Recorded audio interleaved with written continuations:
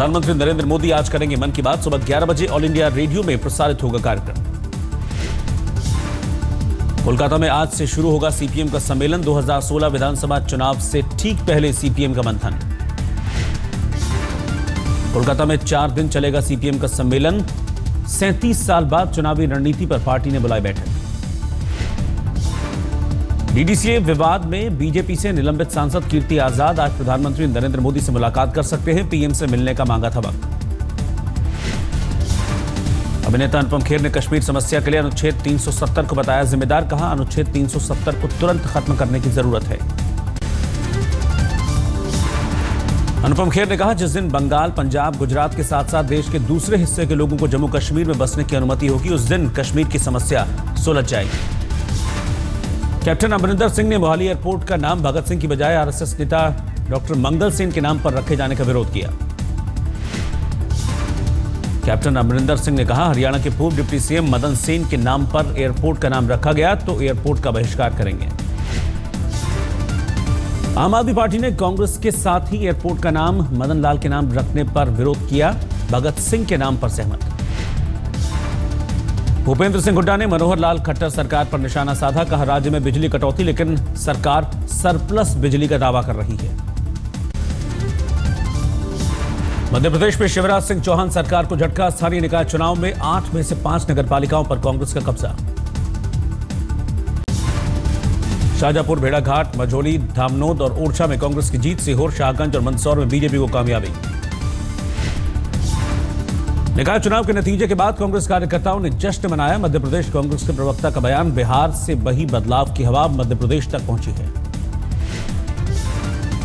उत्तराखंड में बाढ़ राहत घोटाले को लेकर विपक्ष ने राज्य सरकार का इस्तीफा मांगा। मुख्यमंत्री हरीश रावत ने कहा, केंद्र सरकार से पूछा जाए सवाल। भुवनेश्वर में बीजू जनता दल पार्टी का 18वां स्थापना दिवस। मुख्यमंत्री नवीन पटनायक समेत सभी बड़े नेता मौजूद रहे। हिमाचल प्रदेश के धर्मशाला में तिब्बत और नेपाल के छात्रों की वर्कशॉप का आयोजन। देश के 300 छात्र सम्मेलन में हिस्सा लेंगे। छत्तीसगढ़ के मुख्यमंत्री रमन सिंह ने रायपुर में किया राष्ट्रीय कृषि मेले का उद्घाटन। 3 दिनों तक चलेगा मेला। आज श्रीनगर में सेना विजय दिवस मनाएगी। 1971 में नागी युद्ध में खदेड़ा था पाकिस्तान की सेना को। बिहार के मुख्यमंत्री नीतीश कुमार ने समीक्षा बैठक की। बैठक में डिप्टी सीएम तेजस्वी भी मौजूद रहे। डिप्टी सीएम तेजस्वी यादव ने दी जानकारी, बिहार के किसी कोने से 5 घंटे में पटना पहुंचने का रोड मैप तैयार हो रहा है। बीजेपी महासचिव राम माधव ने छेड़ा अखंड भारत का राग। एक विदेशी चैनल को दिए इंटरव्यू में कहा, भारत, पाकिस्तान और बांग्लादेश फिर से एक हो जाएंगे। राम माधव ने कहा, आरएसएस को अब भी भरोसा, 60 साल पहले ऐतिहासिक कारणों से अलग हुए ये सभी हिस्से एक दिन लोकप्रियता और सहमति से एक हो जाएंगे।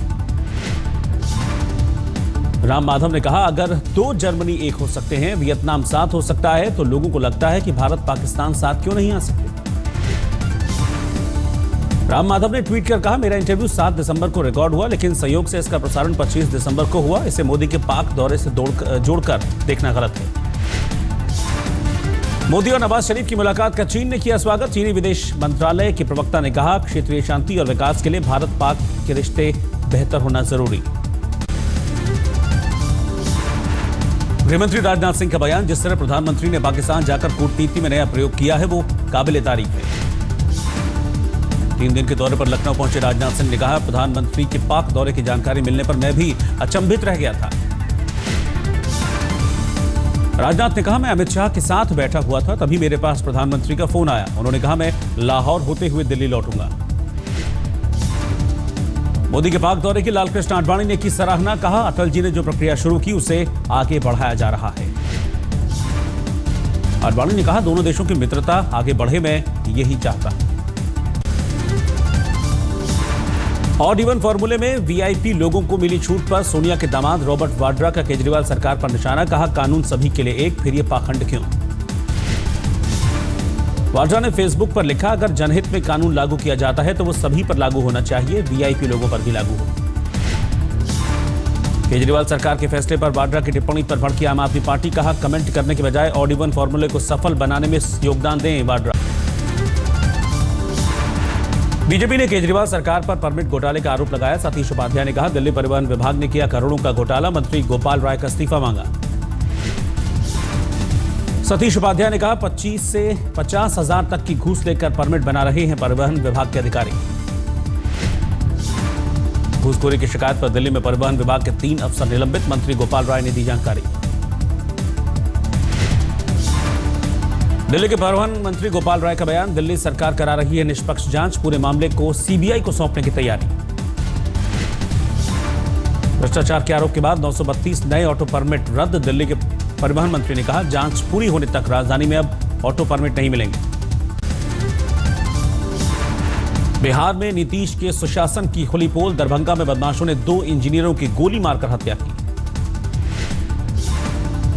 सड़क निर्माण से जुड़े इंजीनियरों को बाइक सवार बदमाशों ने गोली मारी, पुलिस ने 5 लोगों को हिरासत में लिया, एसएसपी ने दरोगा को निलंबित किया।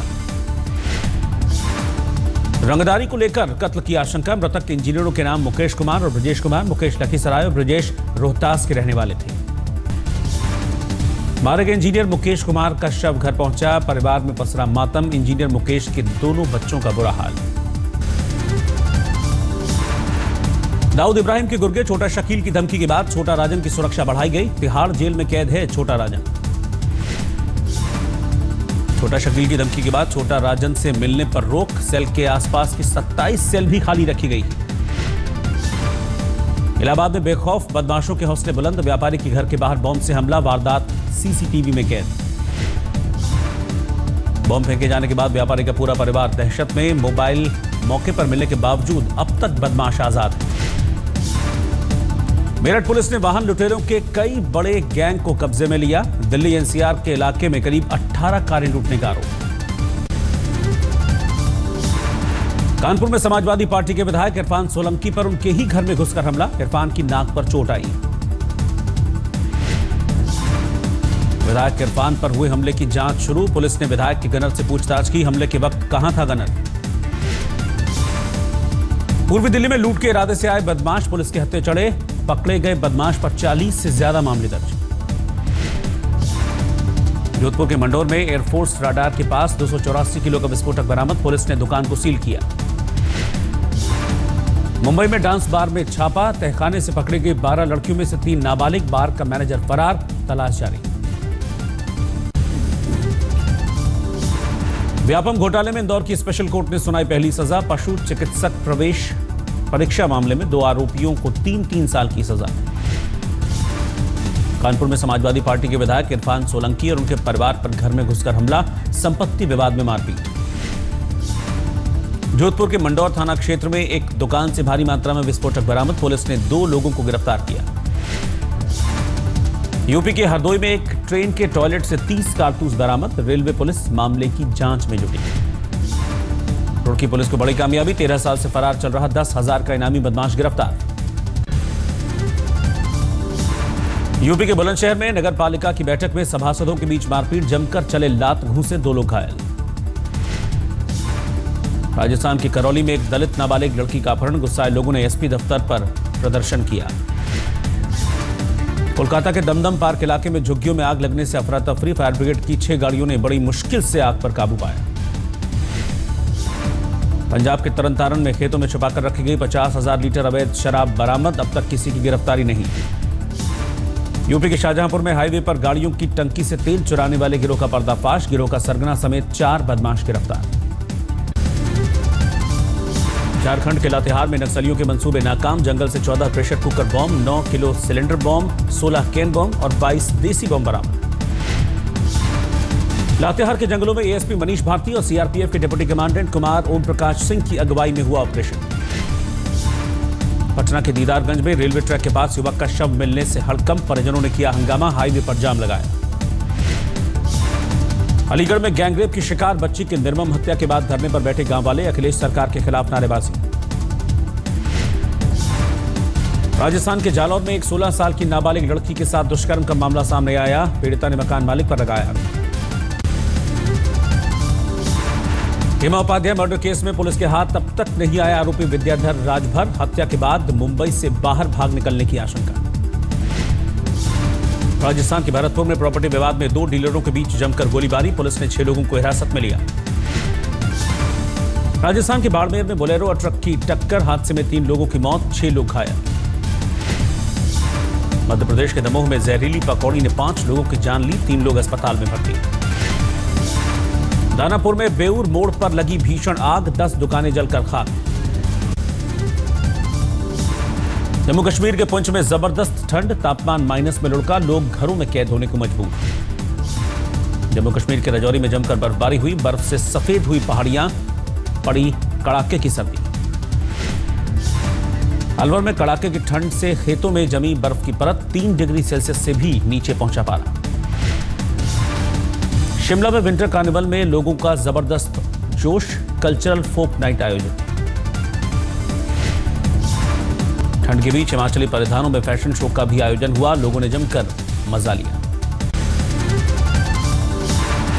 50 के हुए बॉलीवुड के दबंग सलमान खान, पनवेल में अपने फार्म हाउस पर दोस्तों के साथ मनाया जश्न। तब्बू, फरहा, सानिया मिर्जा, नीलम, अभिनेत्री सोनम कपूर, पिता अनिल कपूर के साथ बर्थडे पार्टी में पहुंची। सलमान की बर्थडे पार्टी में मल्लिका शेरावत और कंगना रनौत भी शामिल हुई, सोनाक्षी सिन्हा और शत्रुघ्न सिन्हा की भी मौजूदगी रही। ऐसा लग ही नहीं रहा कि 50 साल की सालगिरह मना रहे हैं।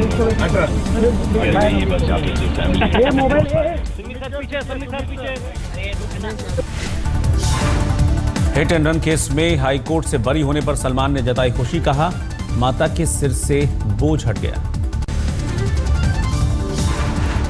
7 महीने बाद बगदादी ने फिर दी खुली धमकी, कहा बमबारी से नहीं हुआ असर और तेज होगी जंग। ताजा ऑडियो से साफ है कि बगदादी के निशाने पर केवल पश्चिमी देश ही नहीं बल्कि सऊदी अरब और इजराइल भी उसके निशाने पर।